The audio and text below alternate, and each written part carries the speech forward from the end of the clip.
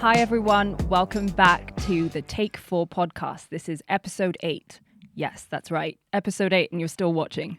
Thank you so much for your support, your love, all your follows, comments. We just love them. This is what we're here for. We're now on TikTok, thanks to Varia. So please follow us. Please subscribe. Hit that subscribe button so that you get updates when we've got new videos out. So today's topic, without further ado, Marcus Aurelius. A very heavy topic. So what we're going to try and do is we're going to try and break it down for you guys into more relatable ways in which Marcus Aurelius would apply to today's world. More specifically, we're going to cover what he would think about social media. Yes, that's a big one. If only Marcus Aurelius knew about social media, he'd be turning in his grave. Secondly, what is on TikTok doing those dances? We could get him a really good branding strategy. What does Marcus Aurelius think about your body image, your relationship with oneself? In a world where we're constantly looking to be the most beautiful, the most heard. Yeah. How would he say that we should deal with conflict, loss, death, loss of relationships, lots of stuff. So let's open up this topic and get going. But before I do so, actually, it's probably worth talking a little bit about just the history of who he is. And I won't spend too much time, so I'm going to read something that I wrote. Hold on. Okay. Before we talk about the history of Marcus Aurelius, let's talk about the history of this episode. This is actually our second attempt of recording this topic. Shh, Mario. Because Telling them everything. What are you doing? Ramon took the lead on this particular topic about a month ago. And he got so overwhelmed with the information. Imagine he that. was so inspired with the whole thing that he just came in and he was spewing out fact after fact after fact. And we were lost. Yeah, just imagine, I could be in the ring, slipping and sliding punches, but with this, it literally suffocated me. As Ramon's representative, I'd just like to say personally, we're a new podcast. This is our first rodeo, and it won't happen again. I really appreciate that part. Really. That's what I'm here for. That's what I do. But we still aim to impress. Always. So I'm going to give the history lesson for 2 seconds. Please, Let's thank go. you. Right. Yeah. Marcus Aurelius, Roman emperor from 161 to 180 AD, also a Stoic philosopher. He was known as one of the last of the 5 good emperors of the Roman Empire. Despite confronting the deadliest plagues in Rome, he wrote every day, even on battlefields, and he was slowly and progressively dying over the course of 10 years. Yeah, he had the plague, so it was some serious stuff. So while he was going through all of this, he actually would write notes to himself. And it was just interesting where a lot of times when you hear people talk, it's normally from a place of comfort, and he's talked from a place of extreme discomfort. So we can actually take that in. So he was like that guy from House of Dragon. Because he was dying slow. I'm sorry, plot twist. But Okay, we'll add it in the captions. If you're watching House of Dragon, Yeah. I mean, skip minute 3. Okay, look, they're filming season 2 right now, and it's been out for a while. If you've not seen it, where the hell It's have really you on been? you. Yeah, it's really on you guys. I mean, how long do you want me to put this off? A year? Come on. Jeez. Sorry. Speaking of discomfort, so why don't we just start off with that? Yeah. So what was Marcus Aurelius's philosophy around dealing with challenges and conflict and difficult situations in life? Yeah, so he studied philosophy and Stoicism. And Stoicism is basically having the ability to endure and suffer without complaint.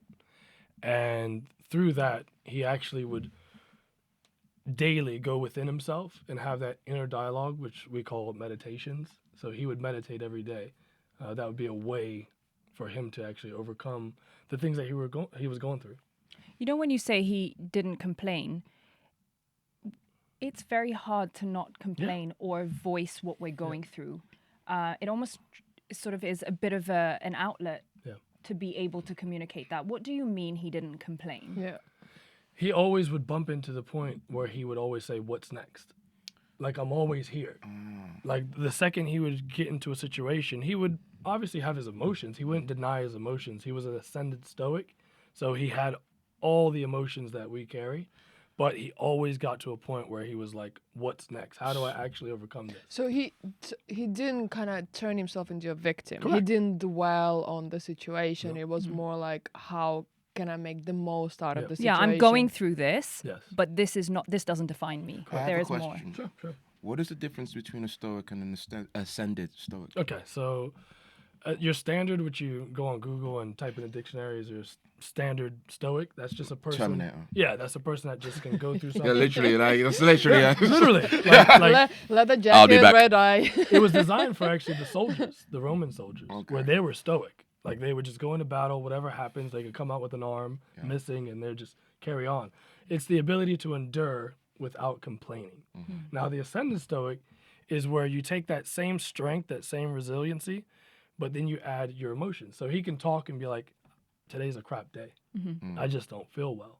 And he would always be able to channel that energy and come out to the other side, which is actually taking accountability, you know, seeing the other side. So it's more like, yes, I've just lost a limb. It really hurts, but not letting that become woe is me. Yeah, he lost And then more. become an awful person based on that. Yeah, and we're talking about the extreme. Like he lost multiple children. Like he only had one son that survived. Like the rest would die of disease or whatever the case may be. So everything that he's kind of encompassed was from the extreme, you know? And I think like the importance of the ascended stoicism is not suppressing or depressing your feelings, Yes. but being able to talk about them whilst maintaining that kind of, I don't know, like groundedness and strength. Or knowing that there's more to life than what you're going through in that moment. Yeah. So, and you talk about him losing his children, right? So death is another really big thing for me, Massive. which is I'm really scared of death. I'm scared of losing the people I love, more than me dying. What would Marcus Aurelius, if he was sat here at this podcast, what would he say to me today? I would first thank him, genuinely. If he was here, I would genuinely be like, thank you, because I've always. Well, he kind of is here, right? Yeah. He Yeah. is. He's within all It's of us. his legacy. Yeah, his legacy's here. But to answer your question, it's more of like he understood that the fabric of existence is being tied with nature, and what is natural should not be opposed. Like it's normal. It's an absolute.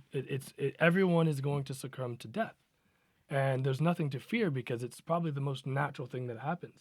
Anything that's organic that breathes life and lives will eventually die. That's just the fact. And what he would do is not dwell on the fact of, oh my God, I'm going to die. He got to a point where he was just like, I'm actually going to live. And I'm actually going to live wholeheartedly without the fear. For example, he talks about, you got to realize he was dying for like 10 years. I think it was like 10 to 14 years.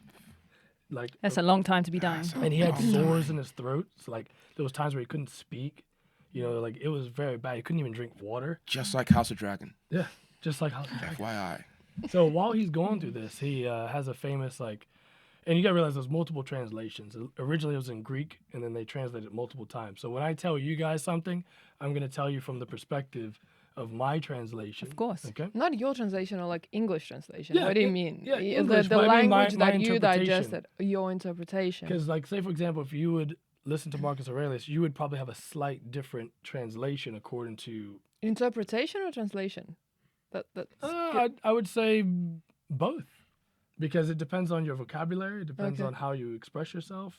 And how it fair. hits for you, Yeah. right? Like, some people, they're not academically sound, so you're going to translate it completely different. But the point is, which I lost my track of thought. What was I saying, guys? So you were talking about it was translated Gotcha. a couple Yes. times, yeah. So my translation of it, when he's suffering and the subject is death, he talks about how the Grim Reaper comes for him. And he meets the Grim Reaper many times. And he says, my dear friend, you've come so many times throughout my life, and now you're finally here to take me away. This is while he's dying. And he says, only to take off your mask and reveal that you're smiling to me. And he eventually dies in peace. Well, I have goosebumps. So Yeah. it's and the thing is, like, let's talk about death. I was raised Buddhist Christian, so it's like I'm not in control of anything. And this is one thing that I really aligned with Marcus Aurelius, is like he talks about his children and how he actually coped with their dying. And he would say, you don't belong to me. Like, I don't own you. You come from me, but you're no different than the tree. Which I think is actually kind of healthy, actually. It is.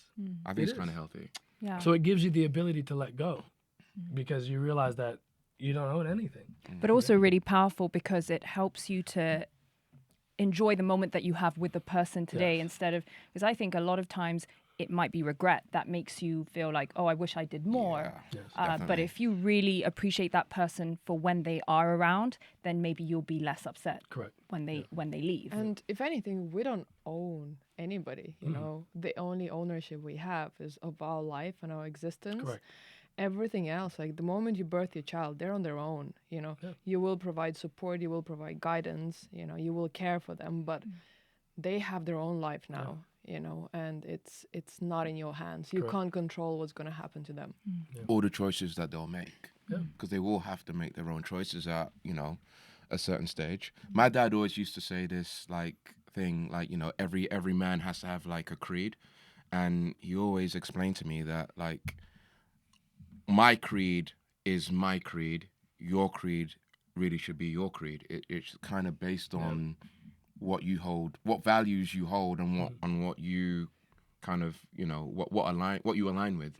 That it shouldn't be like what I believe. It should kind of be, you should have your And own. I think that's one of your the own like fingerprint. hardest elements or aspects of parenting is kind of relinquishing that, you know, control and letting your child, your offspring, to be whoever they want to be. It's wonderful that you bring that up because there's actually a student of mine named Ryan, and I've seen him in your stories, man. I mean, Shout out. It's his birthday today. Oh, happy birthday. Happy Yo, birthday. bro. Happy It's a birthday. belated one, but you'll hear it. And I always think about like his parents first, because his mother was from Iran and she's very like mentally strong, very passionate person, and she was an athlete. And his father, businessman, very savvy, very switched on, but you can't move him. Like he's firm on his beliefs, his integrity, and this child represents all of that. At 16 today, he's the ascended stoic. Like he has all those things where he talks about his emotions, you know, he asks me questions all the time, but when it comes to like him failing, he always gets to this point where he like just dials in and always pushes to the end, and he has like this ability to like really endure, but also enjoy the experience of suffering, whether it's us training and doing drills for 45 minutes and he doesn't do it right. He just always is very persistent. And It's interesting that you don't have to reach like your 70s or 80s to become stoic. You can do it at 16. 16. You know. Yeah, is amazing. And speaking of training, obviously, like one of the major issues right now that young people are experiencing, and in general, like people are experiencing more and more as the life gets more comfortable, is our body image and our relationship with ourselves, and you know how we see ourselves through social media. You know, dating apps, so much is now done online where like we are assessed on our image, our picture, you know. So what would be like Marcus Aurelius's take on social media and us presenting ourselves in like different shapes and lights on all those platforms? Yeah, I got you. You're not gonna like it. Like most people are not gonna like it. It's nonsense. Yeah. He would literally say it's nonsense. He doesn't deal with gossip. He doesn't believe in like pointless things. Everything has to have a purpose. Because what happens is it distracts you from actually becoming your very best self. That's what his mission was, to become the very best person, let alone an emperor. So with him, he's going to be more connect with the people you love, you know, respect yourself, make the right choices. You definitely hate Instagram. And Jesus Christ. He's going to say, like, if you don't like something about yourself, you have two options: to either face that fear, doubt, insecurity, anxiety, whatever it may be, and challenge yourself to master yourself, to overcome those fears, et cetera, or do not complain because you're actually creating that reality.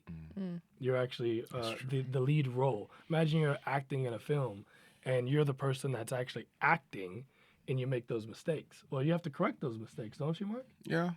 You Everything you don't change, you choose. do. Yeah. Correct. Like even That's good. that's I can't good. say that's my own, guys. Yeah, that's let it good. sink in. Let her cook, man. Let her cook. He talks also if it would be social media, if somebody was going through something, he talks about passions, and passions would be in today's society trigger points, things that get you frustrated or angry. He talks about how if you're an observer to someone that is going through these things, let's say you look on social media and someone's upset or sad or anything, have a neutral stance on it. No judgment. Be neutral, indifferent to other people's suffering and other people's praises as well.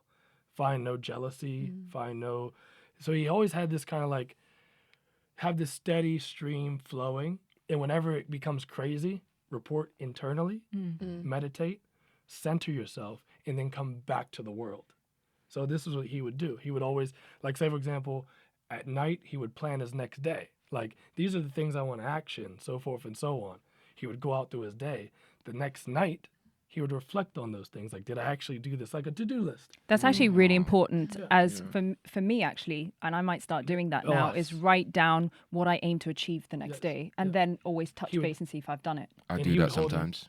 Do you? do. Of course he does. I do that all the time. Mr. 2 hours early everywhere he goes. And he would hold himself accountable. Why he was so loved and why he's so important to me is the fact that I've always been in like leader roles. Let's note my ego's dead. It died a long time ago in the sense of a crazy experience that I went through, and I came out the other end, and I felt like that experience killed me. What was that?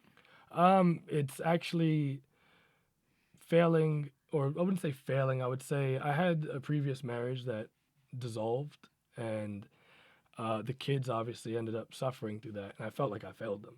And it took me a long time to understand that I was only 50% responsible for what happened. Those things take two. It takes two to have a relationship, takes two to have kids, takes two. But the suffering came through on the back of you taking 100% responsibility for the outcome of that relationship. Yeah. And it leads me to another point, which might be a bit off topic, but it's like my mom, she was Christian, now Buddhist, and my grandmother was Buddhist. But my mom always said that, baby, don't worry, because you always have angels around you. I've sent them. I've prayed many times, and they're always around you since you were born. And I don't have the best relationship with my mother in terms of her being there, but I know that she did the best that she could, and she did send those angels, because every time I was suffering or down, people came to my life, you know. And when I was at the hardest period, you know, Vadia came to my life, and she's been with me through thick and thin, and I've suffered so much, and you've been there to see me suffer. And coming out the other end, it's interesting because, you know, Marcus Aurelius, the reason why he's so impactful to me is the fact that he really taught me how to be a good man, not a nice guy. There's a massive difference. It's a massive difference. I used to be a people pleaser. I felt like, to a degree, potentially a lot of things that I wouldn't stand up for myself, things like that. I think, like, just to have a different take on people pleasing, it's like it's taking ownership of other people's happiness. So it's almost you feel like you're in control of other people's You feel responsible. emotions. It has such an effect on you. And you're never in control. It's like people are too complicated. Yeah. You But also- can never guarantee somebody's feelings. Yeah, but also taking it a step further as a people pleaser, you actually then also start relying on other people to impact you. And so when they can't show up consistently, because as human beings, we're all so flawed and really messed up at the best of times. Yeah. So It's true. relying on that for your external validation to feel happy inside, disaster. Yeah, you know, 100%. Until you take It's it. a And car crash. that's one thing that I drew from Marcus Aurelius was take it back in. Yeah. Anytime you are unsure, unsteady, unsettled, always recenter, bring it back to you. You know, the power of your thoughts is the most important thing. And also you have the power ultimately over your mind. Correct. You don't have the power over the outside world or what's happening, but you do over the one thing that you can control. Yeah. And if you control that, you're the most powerful human being. It's so true. I've died many times while alive. I've lost in love. I've lost in friendship. I've lost in life. All you've learned. And no. Yeah. But I'm talking about the experience of, have you ever, like, remember, like, us as men, right? Being stoic. Yeah. If somebody has anxiety attacks, you turn around and you sit back and you're like, man, you're weak. Yeah, let's do some push-ups or something. What are you doing? And I'll tell you a true story. Hit the bench. So Sorry. when I felt... Sorry. 90 I'll kg. be serious. I'll be serious. No. I'll tell you a real story, like, because we're talking about real extreme things as well as, having fun and everything else. But one incident where I actually felt like I failed 2 marriages. I felt 2 kids. Because I always had this dream, like, coming from a broken home, I'm going to have 1 wife, picket fence, a bunch of kids, a dog, a cat, a motherfucking squirrel, who knows. But Squirrel. at the end... Sorry. You live I'm close your enough to friend your still. park in I'm London, not going you have to a judge squirrel. you, but yeah. what the hell? But everything that you thought you were, everything you planned out to achieve gets crushed. Yeah. I had an anxiety attack for the first time. I remember going from a friend's house where I was sleeping on this couch, and I went on the train, and it hit me in that moment. And what an anxiety attack feels like. Have you ever been on a treadmill and you're running as fast as you can? No. Okay. But I'm going to change that, guys. Have you ever been on a roller coaster? No, Before you get on the roller coaster, your heart rate's just like, and you have this like weird sensation of sickness, of just fear. Imagine that times 1,000. Your heart rate goes from like to zzz, like that. Like, it's scary. and I blacked out. Oh, God. I blacked out on the train, like completely. Boom, fell down. I woke up. I was in a haze, and this dude's like, "Hey, you okay?" And I was like, it took me 5 minutes to come to my senses. Yeah. So I know what it's like to feel the extreme emotion of failure, of stress, and everything. And what I've learned coming out of that, this is what I want to pass on to you guys or the audience or anybody, is that just because the situation is bad doesn't mean it's going to end bad. Yeah. It turned out to be, once I've accepted the circumstance and I accepted my responsibility, taking account for the things that I could have done better or perhaps changed and held boundaries or whatever the case may be, is I came to the other end and realized, like, life will keep going. Yeah. Yeah. It'll keep going, and you got to keep going with it. And Marcus Aurelius kind of gave me the ability to be practical in understanding that, because I've always been like, you know how I get. I'm always in my head, dreaming in the stars. And when I met Marcus Aurelius, he kind of put everything in a laser beam focus. Into a funnel. Yeah. Could we, so his 4 pillars Yes. of his philosophy. His virtues. His virtues. Yeah, like as a Stoic and as a philosopher, he had like his Bible. He had his thing that kind of was his religion, and there were virtues. They weren't. Don't get me wrong. Well, why don't we say what they are, and then let's unpack them. So the virtues are wisdom, justice, courage, and self-restraint. And let me say off the back, self-restraint is the one that I'm working on. I believe I have all the other ones. I have none of those. But for me, the hardest one is self-restraint. Like, there's this movie that's out right now called Elemental. And there's this girl that's made of fire. And when she gets angry and triggered, she starts turning purple and she'll explode. And I kept thinking of her. I'm like, dude, like, when I get angry or when something hits my heart, I just light up. And it goes from like 0 to 60. And it doesn't mean I'm a bad 100. I don't necessarily think that's a bad thing. Come on, kids. It's a bad thing if you turn around and you say hurtful, mean things. Like, don't get me wrong, I'm not the type of person that's gonna turn around and say something like that's like earth shattering. You're not gonna cuss. Yeah. Yeah, But at the same time, I kind of feel like that fire that you feel, that kind of knee-jerk reaction, right, helps you kind of right or wrong. Yeah. I mean, I'll tell you guys a little story actually. So I was out for my friend's 30th birthday at a lovely restaurant. There was just this poor woman beggar, right? No one was actually like ignoring her and stuff. And I saw her because I just see everyone. And she was like shaking her cup full of money, and we made eye contact, and I was literally just like, well, like, what do you want? And she was just like, she just wanted food. So like I went to, I was like, okay, what would you like to eat? She was like, oh, chicken. I was like, all right, fine. Wait here. So I go back in. I said to the guy, look, I just want to get some food for this like poor person. And they're literally just like, no, we don't do that. I'm just like, bro, you're telling me you ain't got a cardboard box in there and that you can't just. It's like, what's it gonna take? So I got the management guy over, and they like eventually did it, and I tipped the staff. But like stuff like that, like if I didn't have the same kind of fire thing, I'd have just let her go about begging. Yeah. You know, she didn't want money to shoot a needle up her arm. She wanted food. Yeah. That's why she was there. And that's actually, I appreciate when they do want food, because I do find a lot of the time they just want money. Yeah. Like you offer them a meal and they're like, oh, I just want money. But no one wanted to talk to. This is the thing. The thing was, everybody was just in their little weird imaginary world, just like, oh, ain't this lovely? Eating this meal, like, you know. Yeah, no, I get you. So the thing, I think it's needed at some point. It is needed because passion sometimes can be a flare or something to show what you truly feel. I get that. For me, self-restraint is something that I need because it's like I want to master. I'm already very courageous. Like there's nothing that I'm honestly, guys, when I was a kid, I was afraid of death. I used to cry. And I'd go to my mom, Mommy, I don't want to die. And she'd rub my head and she'd say, don't worry, you're going to paradise when that happens. She's like, you're protected. And she helped me build that type of good relationship.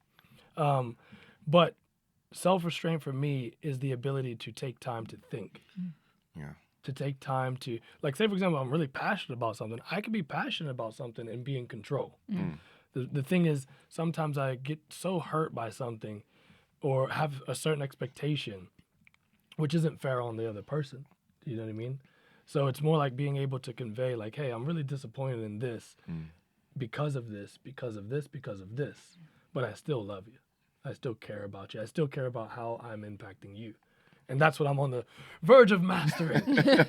Self-restraint. Because you got to realize in the ring, when a motherfucker hits you, oh, yeah, true. you got to fire back. Yeah. So if I get hit in my heart, I'm just like, boom, boom, boom, firing back.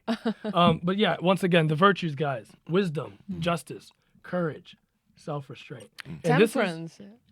Well, self-restraint, self-restraint, temperance. It's the same thing. Yeah. If you look at the definition, it's the same thing. For me, temperance, I didn't understand. Yeah. I understood self-restraint. Okay. Can I ask a question? For me, it's a big thing. Yes. So Marcus Aurelius talks quite a lot about the imposter syndrome, or the imposter syndrome as we call it today. Yes. And that's something that I really struggle with. What is imposter syndrome? I don't know what that is. So imposter syndrome is basically where you feel like you're an imposter. And in Is that like a fake or? like a fake, like Okay. a phony. You don't know what you're doing. Okay. Yeah. So, you turn up at work, for example, and you think, But nobody does. I think that in most aspects of my life. I mean, Really? I know this is like, So what's the question? the question is, It's okay, brother. imposter syndrome. Yes. Marcus Aurelius, Yes. I know he had a dream where the night before he becomes or is crowned emperor, he has this feeling or sees his arms covered in ivory. Yes. And it's weighing him down. And actually, when I read that, it was so powerful because I feel like I have those arms of ivory. I mean, I turned up here for the recording of this podcast absolutely in tears because I didn't think I was good enough. Yeah. And you lead us in. So it's defined my life. What would he say to me today where I feel most times that I'm not good enough? Okay. That's a real feeling. It's a real Sorry, feeling. guys. No. You don't need to be sorry for nothing. You don't need to be sorry for nothing. So let's carry on. Sorry, yeah. Let's Once keep again, going. this is exactly why we do what we do. And I'm going to get passionate because this is exactly why we're here. So you guys can see that we're just real people and we have real experiences. We suffer and we want to relate our vulnerabilities, our fears, our worries to you guys. But let's get to Marcus Aurelius. First of all, he's coming up in here chilled. He's the ultimate G. He's the ultimate G. When he was covered out, in sores. when he was out, so we talk about imposter. All these things that he would dwell on these things as well. The way that he would let's go over what he would actually do. First of all, they had like they would wear purple. Like he would have to wear purple out in public, which is like royalty, like is the high of the high. When it's really just like it's shellfish that's put on like wool and cotton, like blood. And he understood that. He would talk about it. And You mean the color? Yeah. How the color is produced is Yeah. like shellfish. And he would It's- actually yeah, it's a talk about diet. it like that this purple just is literally broken down to what it actually is. Right. So when he was around people, he would obviously talk with the people like normal, like who they are. It doesn't matter. He's no different. And then on top of that, he had the thing where when he would finish, he would go back to his philosophy gear just to show that he can maintain himself. So what he would actually do is he wouldn't worry about all the distractions around the situation. He would put all his focus on how he is. Do you see what I'm saying? So you got to think about it from this perspective. Instead of focusing on everything around you, like what people think, what about this, what about this, what about that? When you die, you're lucky to have 1, 2, 3, 4, 5 people around you. All these people that care about you, they're going to be there. All these people that you're worried about, they're not going to be here. You have to go inside yourself. And I believe Marcus Aurelius would say, return to nature. What is most important is the way that you reflect yourself to the world. And that should be the focus. Because at the end of the day, you are immensely loved, immensely respected. People think you're beautiful, kind. And I can't wait for you guys to see the funny side of her, boy. Because when it comes out, it's on. So the main thing, Marcus Aurelius would tell you, go back home to you, that little girl, talk to her for a bit and report back to the world in a position where your reflection is truly who you are in spite of what anybody thinks of you. Mm. Do you see what I'm saying? I'd That's like to really add one powerful. thing. Please, as well. please, yeah. First of all, I speak for everybody. Like, having you on the team, we could not function. No. She does so much prep. She does her prep, my prep, Ov's, his prep, everyone's prep. Prep. We could not function this show without Without it. you. Are a very, very, very, very valued member of 100%. this. Thank you. And number two, actually, something that's just really about life, because this does come up. And Yeah. when I do have this show and stuff like this, and I have this kind of platform, I always like to speak to the male viewers, kind of like I'd be speaking to my youngest brother, who's also my favorite. It's true. Always little brother. It's true. I was a little brother. Look, this is a conversation that's been had across the table around Christmas and birthdays. He's the favorite. We all love him. But I'm going to relate to everyone watching here, and I'm also going to relate to you. No one has any idea what they're doing or how they're doing. Facts. Big Okay, fact. I'm telling you this right now, and Big fact. I'll say this, and you could quote me. No one has a goddamn clue what the hell they are doing. It doesn't matter if they're at no the matter top. the age, exactly. Doesn't matter if they're at the bottom, no one has a clue. My acting career, no fucking clue. I don't know what's going on half the time. I have no idea. But I believe what it is really, actually, what it does come down to is how well you can react in the moment of what's going on and how you can adapt. Yeah. That's it. That's the only marker to anything else. Yeah. You're not meant to turn up on day one and have it all sussed, because if you do that, you're in the wrong goddamn career. Yeah.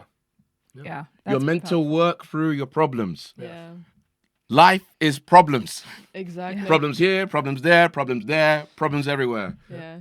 Like you're meant to work through your problems, and your success, right, is marked on how well you manage those problems. Yes. And the whole, like, I guess the whole idea that you don't feel good enough, you should have all this done, because I know you like to prep. You shouldn't. I just don't think that's the way that you should think, because what you provide to this show is immense. Yeah. Thank you. Do a lot. Thank You you. really, really do. And And I just wanted you to know that. And for the Thank you. people that, like, say, for example, where you feel you have to go in this cookie cutter shape and, this imposter syndrome, it's like, get those people out of your life. Exactly. 100%. Like, Screw get them. them out of your life. Like, 100%. honestly, I had to discard more people that I loved than hated. That's big. You understand? Mm-hmm. I had to move to a whole different country. I left from America to England at 20 years old. Yeah. And I did that in search of becoming the best version of me, because I couldn't be that at home. Yeah, it couldn't be that. So the thing is, the people that love me, that's all I care about. I don't care about nobody else. The people that care for me and support me, and I'm not saying this about me. I'm saying this is my best practice. That's my focus. That's it. Like, literally, I have you guys. I have my 2 kids. Yeah. And I'm And I think and I that's have a support system. and also just to conclude, and we could conclude probably the whole episode on this. It's choose the right environment where you are appreciated, where you can be you and appreciated for being you. Choose the right content you consume. The reason we started this podcast is to share our stories and give people the opportunity to then in return share their stories. Yeah. We want to show you that, hey, anything you're going through, there are millions of people that are going through the same stuff. Like, don't feel alone. Don't feel like you need to change yourself, because there are people like you out there. They're there. Just do not go changing yourself. Be you and find the right environment where you can shine and find the right people that will support you. Yeah, and just to sort of finish off on that, it's so funny. Over the course of a couple of years in my life, I've sort of diminished my vulnerability or showing up in a vulnerable way because I felt constantly exposed. But over the last 7-8 months, I've been trying to be super authentic and turn up as my vulnerable self. And 2 things have happened. 1, I've lost people. And 2, I've seen the reality of the people that stay, who accept me for who I really am.